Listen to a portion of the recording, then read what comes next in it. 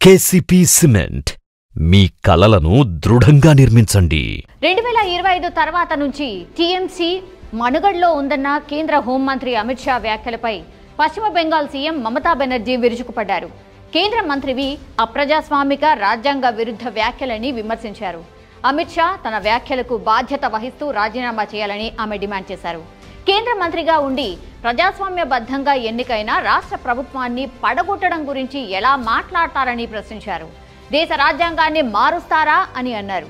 BJP 35 Lok Sabha సీట్లు గెలిస్తే రాష్ట్ర ప్రభుత్వం తన పాలనను పూర్తి చేసుకోదని అనకుండా ఉండాల్సింది అని అన్నారు.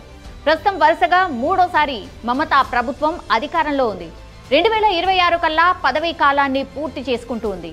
అంతకంటే ముందు అమిత్ షా ఓ సమావేశంలో మాట్లాడుతూ బెంగాల్లో 35 లోక్సభ స్థానాల్లో గెలిపిస్తే 2025లో టీఎంసీ ప్రభుత్వాన్ని మనుగడలో లేకుండా చేస్తామని అన్నారు.